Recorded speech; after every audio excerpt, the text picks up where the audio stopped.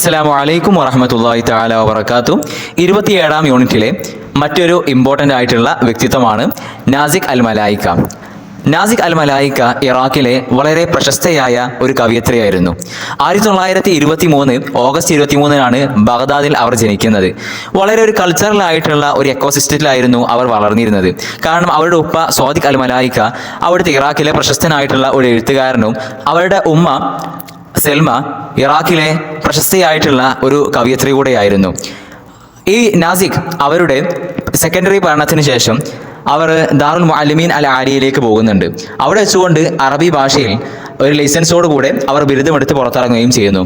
അതിനുശേഷം അവർ മാഹദുൽ ഫുനൂൽ ജമീല അഥവാ fine arts ഇൻസ്റ്റിറ്റ്യൂഷനിൽ അവർ admission എടുക്കുന്നുണ്ട്. അവിടെ നിന്ന് 1949 ആ ഒരു ഇൻസ്റ്റിറ്റ്യൂഷനിലെ മ്യൂസിക് ഡിപ്പാർട്ട്മെന്റിൽ നിന്ന് അവർ ബിരുദമെടുത്ത് പുറത്തിറങ്ങുകയും ചെയ്യുന്നു. പിന്നീട് 1950 അവർ അമേരിക്കയിലേക്ക് പോകുന്നുണ്ട്. ഈ ഒരു അമേരിക്കയിലേക്ക് പോകുന്നത് അമേരിക്കയിലെ പ്രിൻസ്റ്റൺ യൂണിവേഴ്സിറ്റിയിൽ നഖദുൽ അറബി അദബി അഥവാ ലിറ്ററേച്ചർ ക്രിറ്റിസിസം പഠിക്കാൻ വേണ്ടിയിട്ട് റോക്ക് ഫെല്ലർ എന്ന് പറയുന്ന ഒരു ഫൗണ്ടേഷൻ, ആ ഒരു ഫൗണ്ടേഷൻ്റെ മിൻഹാത്ത് അഥവാ ആ ഒരു ഫൗണ്ടേഷൻ്റെ സ്കോളർഷിപ്പോട് കൂടിയാണ് ഇവർ ഒരു പ്രിൻസ്റ്റൺ യൂണിവേഴ്സിറ്റിയിൽ ഈ ഒരു ക്രിറ്റിസിസം പഠിക്കാൻ പോകുന്നത്. പിന്നീട് 1951 അവർ ബാഗ്ദാദിലേക്ക് തന്നെ തിരിച്ചു വരികയും ചെയ്യുന്നുണ്ട്. 1953 അവരുടെ ഉമ്മ മരണപ്പെട്ടതോടുകൂടെ അവർ കൂടുതൽ പ്രയാസത്തിലാവുകയും ആ ഒരു ഉമ്മയുടെ മരണം അവരെ കൂടുതൽ ബാധിക്കുകയും ചെയ്യുന്നുണ്ട്. പക്ഷെ പിന്നീട് 1954 വിസ്കൻസ് യൂണിവേഴ്സിറ്റിയിൽ, അമേരിക്കയിലെ വിസ്കൻസ് യൂണിവേഴ്സിറ്റിയിൽ അവർക്ക് അൽ അദബുൽ മുഖാരിൻ പഠിക്കാൻ വേണ്ടിയിട്ട് അവർ പോകുന്നുണ്ട്. ആ ഒരു പോകലോടുകൂടെ ഈ ഒരു ഉമ്മ മരിച്ച ദുഃഖത്തിൽ നിന്ന് അവർക്ക് കുറേയൊക്കെ രക്ഷപ്പെടാൻ കഴിഞ്ഞിട്ടുണ്ട്. പിന്നീട് 1956 ആ യൂണിവേഴ്സിറ്റിയിൽ നിന്ന് അദബുൽ മുഖാരിൻ അവരൊരു MA എടുത്തുകൊണ്ട്, ഒരു മാജിസ്റ്റർ എടുത്തുകൊണ്ട് അവർ പുറത്തിറങ്ങുകയും ചെയ്തു. അവർക്ക് അറബി ഭാഷയിൽ ലൈസൻസ് ഉണ്ട് എന്ന് നമ്മൾ നേരത്തെ പറഞ്ഞു. അവർക്ക് അറബി ഭാഷയും ഇംഗ്ലീഷ് ഭാഷയൊക്കെ അറിയുന്നതോടുകൂടെ അവർക്ക് ഫ്രഞ്ച്, അതേപോലെ തന്നെ അൽമാനിയ, ലാറ്റിനിയ ഈ ഭാഷകളൊക്കെ അവർക്ക് അറിയാമായിരുന്നു. അൽമാനിയ എന്ന് പറഞ്ഞു കഴിഞ്ഞാൽ ജർമ്മൻ ഭാഷ, ലാറ്റിൻ ഭാഷ തന്നെയാണ്. പിന്നീട് ഒരുപാട് യൂണിവേഴ്സിറ്റിയിൽ അവർ പ്രൊഫസറായിട്ട് ജോലി ചെയ്യുന്നുണ്ട്. ജാമിയത്ത് ബാഗ്ദാദ് അഥവാ ബാഗ്ദാദ് യൂണിവേഴ്സിറ്റിയിൽ, അതേപോലെ ബസറ യൂണിവേഴ്സിറ്റിയിൽ, കുവൈറ്റ് യൂണിവേഴ്സിറ്റിയിലൊക്കെ അവർ പ്രൊഫസറായിട്ട് ജോലി ചെയ്യുന്നുണ്ട്. പിന്നീട് 1945 ബാഗ്ദാദിൽ വെച്ചിട്ട് നടന്നിട്ടുള്ള ഒരു അറബിക് സാഹിത്യകാരന്മാരുടെ ഒരു കോൺഫറൻസിൽ ഇറാഖിനെ പ്രതിനിധീകരിച്ചുകൊണ്ട് ഈ ഒരു നാസിക് മലായിക്കയാണ് അന്ന് പങ്കെടുക്കുന്നത്. 1990 മുതൽ അവരുടെ കൈറോയിൽ അവർ ഒരു ഏകാന്ത അല്ലെങ്കിൽ ഒറ്റക്കായിരുന്നു അവർ താമസിച്ചിരുന്നത്. പിന്നീട് 2007 യുവനിയോ അഥവാ ജൂൺ മാസം 20-ാം തീയതി അവർ അവിടെ വെച്ച് മരണപ്പെടുകയും ചെയ്യുന്നുണ്ട്. അവരുടെ മരണ കാരണം ഈ ഒരു രക്തത്തിലുള്ള കുറവായിരുന്നു അവരുടെ മരണ കാരണമായിരുന്നത്. പിന്നീട് ആ ഒരു പടിഞ്ഞാറൻ കൈറോയിലുള്ള ആളുകൾക്ക്, കുടുംബങ്ങൾക്ക് പ്രത്യേകമായിട്ടുള്ള ഒരു മക്ബറയിൽ അവരെ മറമാടുകയും ചെയ്തു. പിന്നീട് അടുത്ത പാരഗ്രാഫിൽ അവരുടെ ഈ ഒരു സാഹിത്യ ജീവിതത്തെക്കുറിച്ചാണ് പറയുന്നത്. അവർ ഈ നമ്മുടെ ബദർ ഷാക്കിർ സയ്യാബിനെ പോലെ, അതേപോലെ തന്നെ അബ്ദുൽ വഹാബ് ബയാത്തിയെ പോലെ, ഷാദിൽ തോക്കയെ പോലെയൊക്കെ ഷിയറുൽ ഹുറിൻ്റെ അഥവാ ഫ്രീ വേഴ്സിൻ്റെ അറബി കവിതയുടെ നിയമങ്ങളെയും അതേപോലെ തന്നെ ബന്ധനങ്ങളെയൊന്നും നോക്കാതെ ഫ്രീ ആയിട്ട് ആശയങ്ങളെ കൂടുതൽ പ്രതിഫലിപ്പിക്കുന്ന ആ ഒരു കവിതക്കാണ് ഷിയറുൽ ഹുർ എന്ന് പറയുന്നത്. ആ ഷിയറുൽ ഹുറിൻ്റെ ആദ്യകാല നേതാക്കന്മാരിൽ ഒരാളായിട്ട് നമുക്ക് നാസിക് മലായിക്കയെ കണക്കാക്കാൻ കഴിയും. അതേപോലെ തന്നെ അവരുടെ പ്രശസ്തമായിട്ടുള്ള കോളറ എന്ന് പറയുന്ന ഒരു കവിതയുണ്ട്. ആ ഒരു കവിത ഈ ഒരു ഷിയറുൽ ഹുറിലെ ആദ്യ കവിതകളിൽ ഒന്നായിട്ട് കണക്കാക്കപ്പെടുന്നുണ്ട്. നാസിക് മലായിക്ക അവരുടെ ജീവിതത്തിൽ ഒരുപാട് നേട്ടങ്ങൾ നേടുന്നുണ്ട്. അതേപോലെ തന്നെ 1996 ബാബ്തീൻ എന്ന് പറയുന്ന ഒരു അവാർഡ് ഉൾപ്പെടെ ഒരുപാട് അവാർഡുകളും ബഹുമതികളൊക്കെ അവർക്ക് ലഭിക്കുന്നുണ്ട്. പിന്നീട് അവരുടെ ശാരീരികത്തിൽ നോക്കുകയാണെങ്കിൽ നാസിക് മലായിക്ക വളരെ പ്രശസ്തയായിട്ടുള്ള വലിയൊരു കവയിത്രിയാണ് നമ്മൾ പറഞ്ഞു. അതേപോലെ തന്നെ ഈ ഒരു ഷിയറുൽ ഹുറിനെയും അതേപോലത്തെ അതിൻ്റെ പഠനങ്ങൾ, അതിൻ്റെ വിമർശനങ്ങൾ, ആ ഒരു മേഖലകളിലൊക്കെ കൂടുതൽ സ്വാധീനം ചെലുത്തിയിട്ടുള്ള ഒരു യുവതിയായിരുന്നു അവർ. അതേപോലെ തന്നെ അവരുടെ കവിതകൾ എടുത്തു നോക്കുകയാണെങ്കിൽ അതിൽ കൂടുതലായിട്ടും ഹസാസിയത്തുൽ മുഫ്രിത്ത അഥവാ കൂടുതൽ എന്താണ് സ്വാധീനം ചെലുത്തുന്ന അല്ലെങ്കിൽ കൂടുതൽ കാഠിന്യമേറിയിട്ടുള്ള സംവേദനാത്മകത അഥവാ കൂടുതൽ എന്താണ് നമുക്ക് അതിനെ അനുഭവിക്കാൻ കഴിയുന്ന ആ ഒരു രീതിയിലായിരിക്കും. അതേപോലെ തന്നെ അലമുൻ ഹാദ് തുളച്ചു കയറുന്ന രീതിയിലുള്ള വേദനകളൊക്കെ ആ ഒരു കവിതയിൽ അവർ പ്രദർശിപ്പിക്കുന്നുണ്ട്. അതേപോലെ തന്നെ ആ ഒരു കിഴക്കിൽ നിന്നുള്ള ഒരു സ്ത്രീയുടെ കവിതയാണ്. അത്തരത്തിലുള്ള പ്രത്യേകതകളൊക്കെ അവരുടെ കവിതയ്ക്ക് ഉണ്ടായിരുന്നു. ജീവിതത്തിൽ അവർ ആഗ്രഹിച്ചതുപോലെ അല്ലെങ്കിൽ എങ്ങനെയാണോ ജീവിക്കാൻ അവർ ആഗ്രഹിച്ചത് ആ ഒരു രീതിയിൽ ജീവിക്കാനും അതേപോലെ തന്നെ അവരുടെ തുടക്ക കാലഘട്ടത്തിൽ അവരുടെ ജീവിതത്തിന്റെ തുടക്ക കാലഘട്ടത്തിൽ വരാനിരിക്കുന്ന കാലത്തെ ഫ്യൂച്ചറിനെ കുറിച്ച് അവർ ഭാവിച്ചു വെച്ചിരുന്ന സ്വപ്നങ്ങൾ ആ ഒരു രൂപത്തിൽ അവർ ജീവിക്കാനും ആഗ്രഹിച്ചിരുന്ന ഒരാളായിരുന്നു അവര്.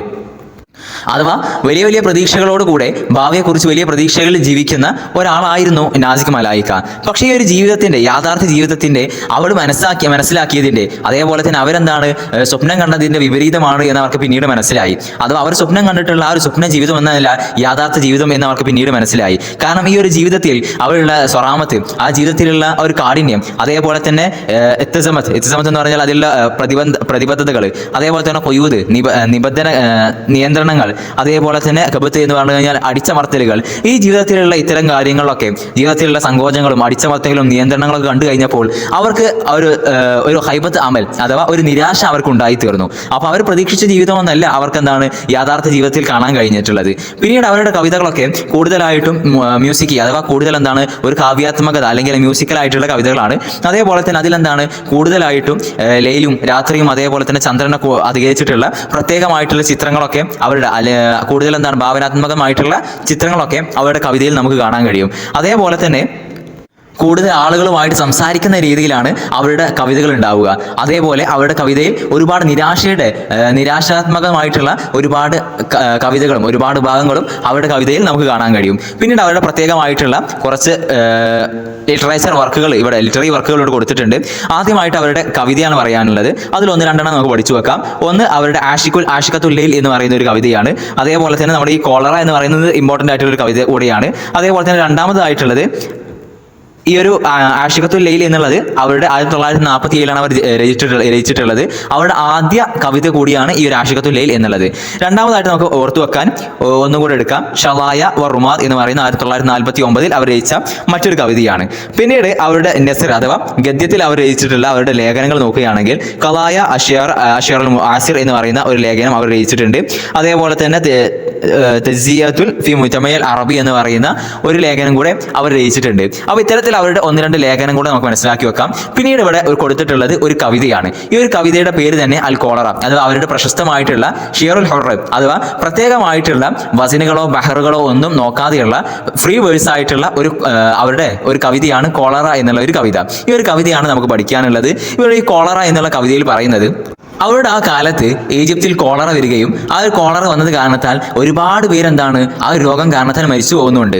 ആ ഒരു മരിച്ചു പോകുന്ന ആ ഒരു സംഭവത്തെക്കുറിച്ചാണ്, ആ ഒരു കോളറ എന്നുള്ള ആ ഒരു ദുരന്തത്തെക്കുറിച്ചാണ് അവർ ഈ ഒരു കവിതയിൽ അവരുടെ ഫീലിങ്സ് ഇങ്ങനെ പറഞ്ഞു വെക്കുകയാണ് ചെയ്യുന്നത്. നമുക്ക് ഓരോ വരിയും നോക്കി പോവാം.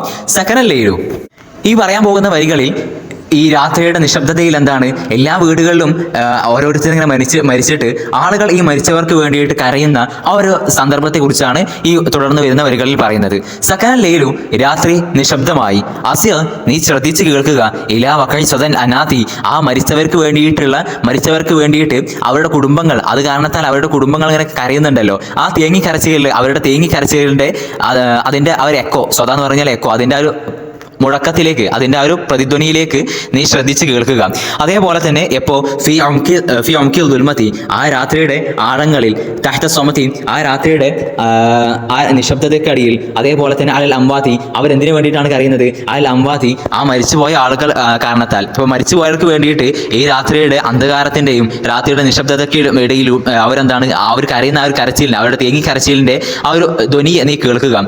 സൊഹ്റാത്തുൻ താലു ഒരുപാട് നിലവിളികൾ ഇങ്ങനെ ഉയർന്നു വരുന്നുണ്ട്.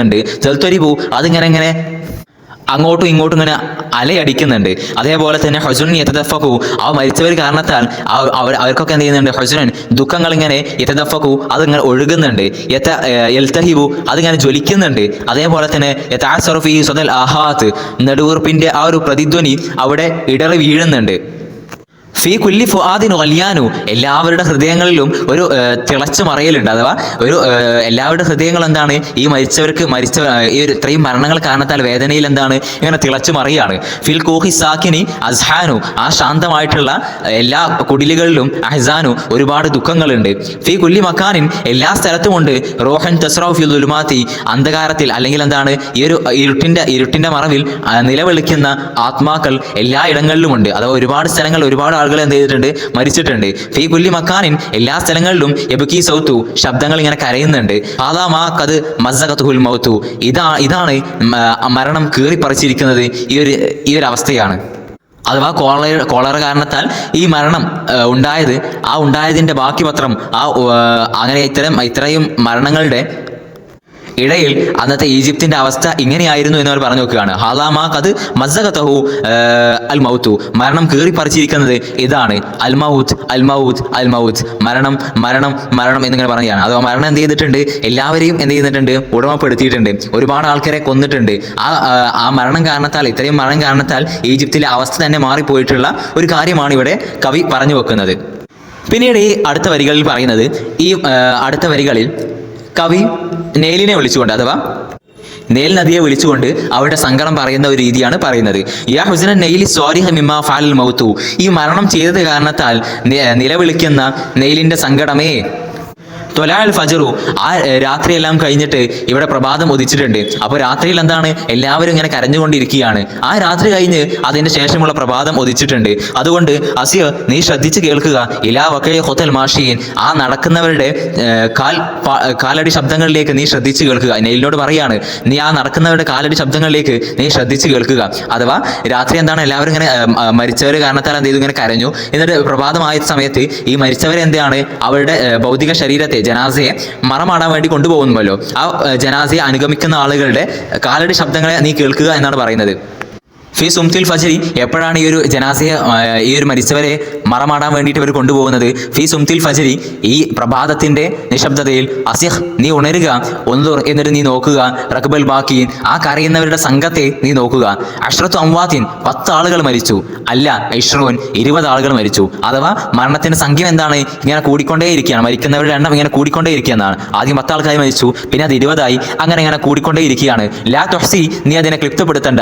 അഥവാ ഈ 10ഉം 20ഉം എന്ന് നീ കണക്കാക്കണ്ട, അതിനേക്കാൾ കൂടുതലുണ്ട്. അസിഹ്, നീ ഉണരുക, നീ ശ്രദ്ധിച്ച് കേൾക്കുക. ലിൽ ബാക്കീൻ, ആ കരയുന്നവരെ നീ ശ്രദ്ധിച്ച് കേൾക്കുക. ഇസ്മാ, നീ കേൾക്ക്. സൗത്ത തിഫ്ലിൽ മിസ്കീൻ, ആ പാവപ്പെട്ട ദരിദ്രനായിട്ടുള്ള ആ ചെറിയ കുട്ടിയെ, ആ പാവം കുട്ടിയുടെ ശബ്ദത്തെ നീ കേൾക്ക്. ആ ചെറിയ പാവപ്പെട്ട കുട്ടിയുടെ ഉപ്പ പോലും എന്ത് ചെയ്തിട്ടുണ്ട്, മരിച്ചിട്ടുണ്ട്. അപ്പോൾ ഈ മരണത്തിന് എന്തില്ല, ആരും വ്യത്യാസമില്ല. ചെറിയവരെന്നോ വലിയവരെന്നോ പാവപ്പെട്ടവനെന്നോ പൈസക്കാരനെന്നോ വ്യത്യാസമില്ല. അത്തരത്തിൽ എല്ലാവരും എന്ത് ചെയ്യുന്നുണ്ട്, ഈ ഒരു കോളറ കാരണം മരിച്ചു വീഴുന്നുണ്ട്. മൗത്ത മരിച്ചവർ, ലോൽ അതു, അവരുടെ എണ്ണം നഷ്ടപ്പെട്ടിരിക്കുന്നു. മൗത്ത ലം യബ്ഖഅതു, ഈ മരിച്ചവർ ലം യബ്ഖഅതു, അവർ എന്താവുകയില്ല, നാളെ അവരുണ്ടാവുകയില്ല. ഫീ കുല്ലി മക്കാനിൻ, എല്ലാ ഇടങ്ങളിലും ഉണ്ട്. ജസദുൻ, ഒരു ശരീരം, അഥവാ മരിച്ച ശരീരമുണ്ട്. എന്തുപോ മഹസൂനൻ, എന്തുപോ അതിന് വേണ്ടിയിട്ട് എന്താണ് ഖേദിക്കുന്നുണ്ട്. മഹസൂനൻ, ഖേദിക്കുന്ന ആളുകൾ എന്ത് ചെയ്യുന്നുണ്ട്, ആ ഒരു ശരീരം കാരണത്താൽ, അയാളുടെ മരണം കാരണത്താൽ ഖേദിക്കുന്ന ശരീരങ്ങൾ, മരണങ്ങൾ എല്ലാ സ്ഥലങ്ങളിലുമുണ്ട്. ലാ ലഹദത്തുൻ ഇഖ്ലാദിൻ ലാ സംത്, നിശബ്ദമായിട്ടുള്ള ഒരു നിശബ്ദതയുമില്ല, അതേപോലെ തന്നെ ശാശ്വതമായിട്ടുള്ള ഒരു നിമിഷവുമില്ല. ഹാദാമ ഫഅലത് കഫുൽ മൗതി, മരണത്തിന്റെ കൈകൾ ചെയ്തു വെച്ചിരിക്കുന്നത് ഇതാണ്. അൽ മൗത്ത് അൽ മൗത്ത് അൽ മൗത്ത്.